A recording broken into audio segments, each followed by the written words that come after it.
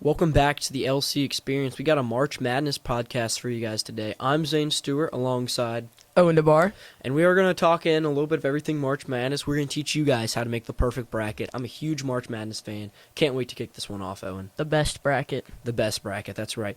We're going to start in the beginning with the 1 seed Auburn, and they'll play the winner of the play-in game, Alabama State versus St. Francis. I don't see a 16 beating a 1 this year. These 1 teams are pretty solid. So I think everybody can agree. Let's take all the 4 1 seeds out of the first, and especially Auburn right now. And then going into that 8-9, we have Louisville versus Creighton.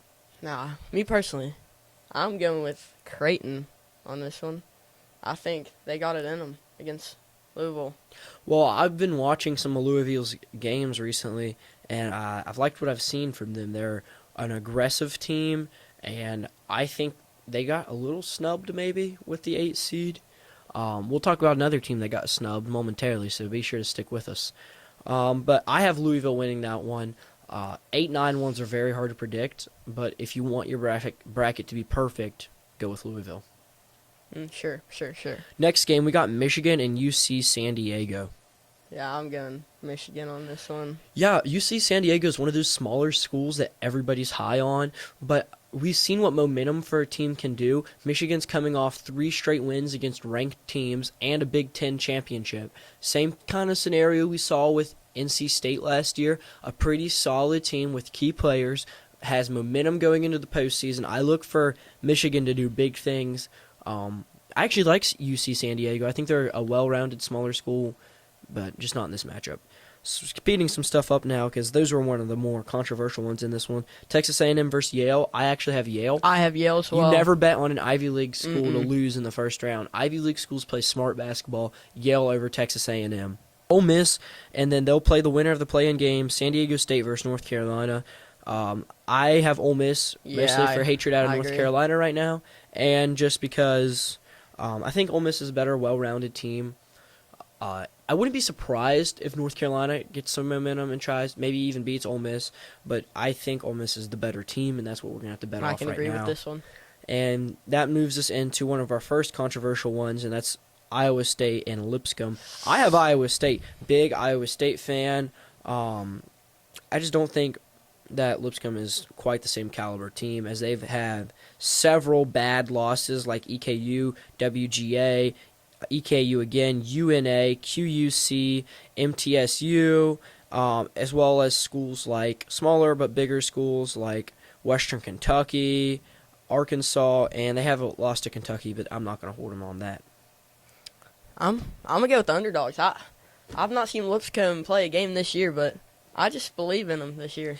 The ESPN matchup predictor actually has 92.4% chance of Iowa State winning this one, and if I'm going to be honest, it's going to come down for Lipscomb. Can Ojanovic, I'm sorry, I know I'm pronouncing your name wrong, can he bring through? He's averaging just over 20 points per game and shooting over 55% field goal range and about an 80% free throw. He is going to have to put this team on his back. I think he can. Go Lipscomb. All right, heading into the next matchup, we have Marquette, New Mexico. That one's tough. I'll go Marquette, but I think it could go either way. I really like Marquette in this one, but I took New Mexico because you have to have some storylines here. New Mexico is a pretty good postseason team. They make it here quite frequently, and when they do, they usually find a way to wiggle themselves out of round 1. That 7-10 matchup really means nothing to me. I don't care about their rankings, their records, or their seedings. It's basically the same as the 8-9. I think Cam Jones will have a good game. I agree. But I'm going to take New Mexico in this one. And then going down into the final part of the bracket, we have Michigan State and Bryant. Yeah, Michigan State is going to run away with that one. I'm a big Michigan State fan this year, so really looking for them to be good. And that goes us into Florida and Norfolk State, and we already agreed that the ones are taking the 16s this year. Yeah. And that leads us right into number 8 versus number 9, Utah, Oklahoma. I'm taking Oklahoma in this one. They're a lot scrappier of a team. They're a lot more hustler. And if we're being honest, UConn has a lot more to lose than Oklahoma. UConn's back-to-back national champions. Definitely not the same team we've seen in years past. Oklahoma's, they obviously, every team wants to win, but they have less on the line, and I think that's going to free them to play a better game. I can agree with everything you just said. All right, Memphis versus Colorado State. That's the 5-12 matchup. Who do you got? I'm going Memphis. They have a really good point guard center duo, and I just don't think Colorado State will stop them. I'm going to go with Colorado State with Tyrese. What is it? What's his name again? I don't. Tyrese Hunter, I think that's Yeah. what it is. Sorry, I had a brain fart there. With his injury recently, I expect him to play. I don't expect him to be full health, and for that reason, I have Colorado State. Maryland, number 4, Grand Canyon. I have Maryland winning this one pretty easily. Grand Canyon's a decent playoff team, but Maryland's offense this year has just been great. Best in the Big Ten. I expect that to stay the same. I agree. And we're moving on to the 6-11 Missouri Drake. I have Drake, one of the more underrated teams in this year's matchups. They're the 11 seed, but I think they're ready to fight, and I think they could win some big ball games this year. I agree. Drake had like what, a 30-4 or 30-3 record, something like that. Yeah, it's 30-3 for the Drake Bulldogs this year, and that moves us into the 3-14 matchup: Texas Tech versus UNC Willington. Yeah, I got Tech right here. Yeah, I'm gonna go Texas Tech here too. A strong team, played pretty solid basketball. They have a few losses, but they're not ugly losses, and that matters. Number 7 Kansas and number 10 Arkansas. I'm going Arkansas right here.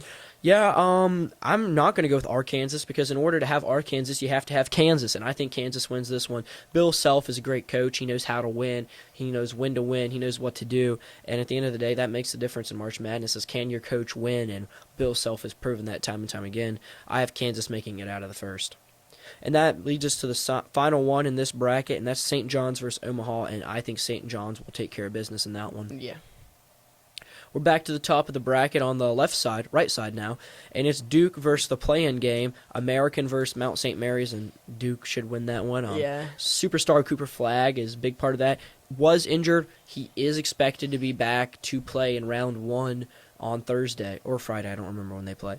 Mississippi State versus Baylor. That's another 8-9 matchup. It can go both ways. I personally have the Baylor Bears favored in this one. I'm pretty sure I have Baylor as well, if I'm not mistaken. But BJ Edgecombe, he's having himself a really good year.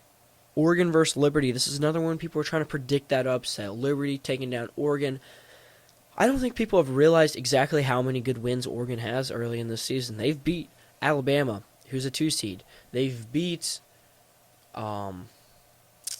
Texas A&M, who I believe is a 4 seed. They've had some decent wins this early in the season. They've beat Maryland, I believe, who's another 4 seed. This Oregon team has good quality wins. A lot of quad 1 wins that we thought mattered. Yeah, which Apparently they don't. Yeah. So make sure to stay tuned to the end where we'll discuss that in a little bit. And then we have Arizona versus Akron.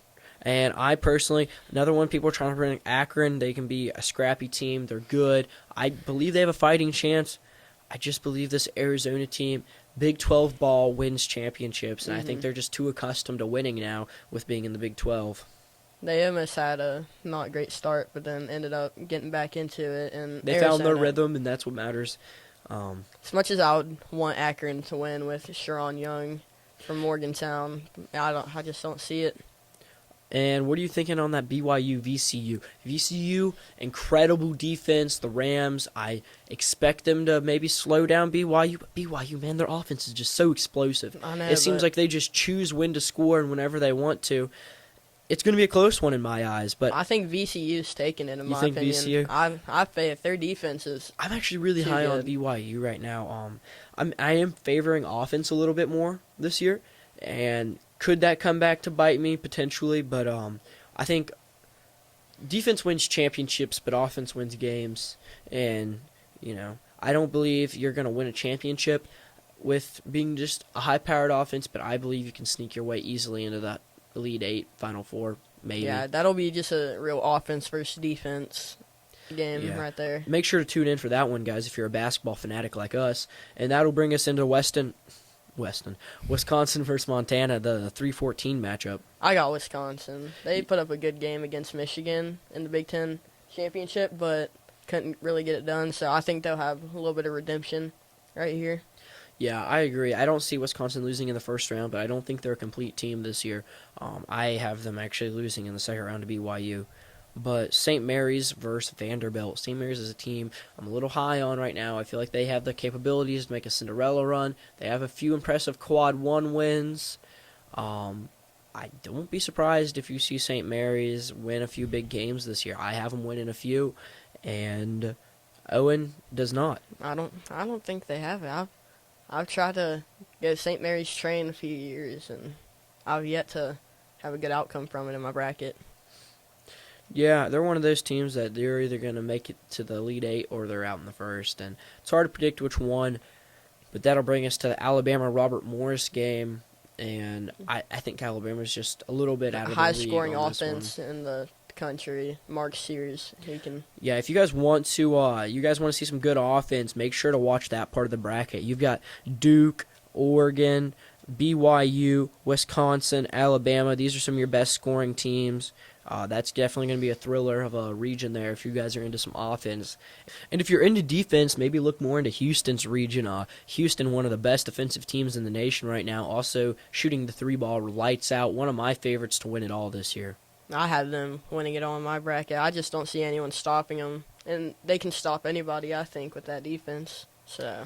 And they'll be playing the winner of Gonzaga versus Georgia, assuming they win their 116 matchup. And here, I like Gonzaga. Gonzaga's an experienced playoff team. They know how to win, and that matters. Georgia, honestly, people might hate on me for this, but I'm not high on the SEC schools right now. 14 got in, and I'm not sure that all 14 were exactly deserving. I think Gonzaga was in a pretty weak conference, and they haven't played a lot of good competition like Georgia has, being in the SEC and everything. It's just, I don't see Gonzaga winning it. Could be a toss-up one there. Again, 8-9 matchups, always hard to predict. But underneath them, we have the Clemson-McNeese matchup. And I personally have Clemson here. I was high on McNeese last year, and McNeese broke my heart. McNeese lost in the first round last year, not making that mistake again. I like Clemson. These schools have the same record, and Clemson has a much harder strength of schedule, as well as Clemson getting some good minutes in, if you will. I've seen their team play some really good basketball from time to time, and I like them in this one. I think McNeese is going to make Cinderella run this year. Them and VCU. I can't. I see them going. I just can't say it again like I did last year. Purdue versus High Point. This is one that High Point's people are thinking they've got a chance. I like Purdue. I love High Point on this one. He's a favorite in the underdogs here. Yeah. And that goes into our next matchup: Illinois versus Texas / Xavier. I'm not big on any of these play-in teams this year. Give me Illinois. I agree. And that brings us to Kentucky versus Troy. I think Troy's punching above their weight class here, so I'm going to take Kentucky in this one. I'm also going Kentucky. UCLA versus Utah. I've got CLA. I agree. And then Tennessee versus Wofford, I have Tennessee. I agree. And then we are not going to go over all of our in-between brackets, but we will start on the 4 teams we have in the Final Four. You can mention the Elite Eight just to save time, and this is just really to help you guys because we are basketball fanatics. Yes. My Final Four in the top region is Michigan versus Michigan State. Michigan's hot right now. They're coming off that Big Ten championship. And I have Michigan State actually winning that one. I just think Michigan State's a much better team. They beat them twice in the regular season. Michigan State wins, goes to the Final Four. Who are they playing in the Final Four? Maryland. Maryland comes off a win against St. John's. Maryland sneaks into that Final Four appearance where they will play Michigan State. On that other side of the bracket, the Final Four for me, I've got Duke and I've got Houston. It's the 2 1 seeds on this one. I think these are your 2 better 1 seeds. I think Duke gets it done. I like their path to the Final Four as well. I think it's a little bit easier. And then on that other side, Houston, I just don't see anybody else in that region that can really keep up with them. I do have their Elite Eight game being Houston versus Kentucky. A lot of people think Tennessee is that better team there. Kentucky has beat Tennessee twice in the regular season. You know how many times Tennessee has beat Kentucky? 0. I like Kentucky in that one, but not to go past Houston. And that leaves our Final Four at Michigan State, Maryland, Duke, and Houston. And I think your championship game will be Michigan State versus Houston as Houston with your national champions. I feel like that's not terrible, but Maryland, they've lost 4 straight off of buzzer beaters. They cannot close the game good enough to be a Final Four team in my opinion, but you never know. Never know. They have an elite offense, and I think right now they have one of the better chances. If you're going to bet on a 1 seed to lose, if you don't want a 1 seed in the Final Four, I would go with Auburn. I know they're the highest seed possible right now, but they've lost 3 of their last 4, and that's not exactly what you call momentum. As well as some ugly points. And if you've noticed on how they play, I want you guys to watch some of this Auburn games. When they get behind at the end of the game, they just get out of it. They snap. They don't fight back as well as some of these other teams. And I have a feeling one of these scrappier lower seeds are going to be able to knock them out in the first 2-3 rounds.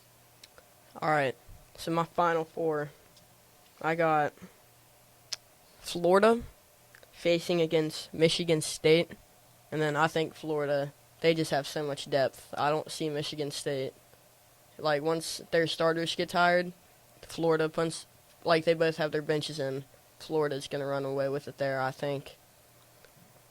And, yeah, have them matching up against Houston, who I think will play Oregon in the Final Four, who I think will upset Duke in the Sweet 16. Oregon's just been phenomenal recently, and Yeah, Oregon's one of those I don't teams that see it. not a lot of people are talking about right now, but they have some pretty impressive quad 1 wins, which, what good's a quad 1 win? yeah, it's useless, I guess. But If you're still with us and you're wondering why we've been talking about that, it's because we're both still pretty sad about West Virginia University not making it. They had more quad 1 wins than the last 4 teams that made it in combined, but whatever. what's a quad Baylor one win? made it in as a 9 seed, and West Virginia University has a better record, a better strength of schedule, and the exact same conference record, but, whatever. Quad one wins don't matter anymore. Whatever.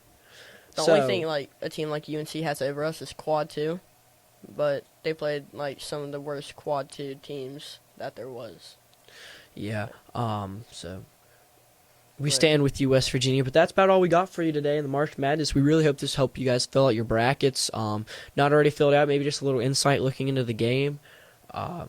We're always happy to help when it comes to March Madness, my favorite time of the year. I agree. But for now, I'm signing out, Zane Stewart, Owen DeBar. and hope your bracket is good. Peace out, Girl Scout.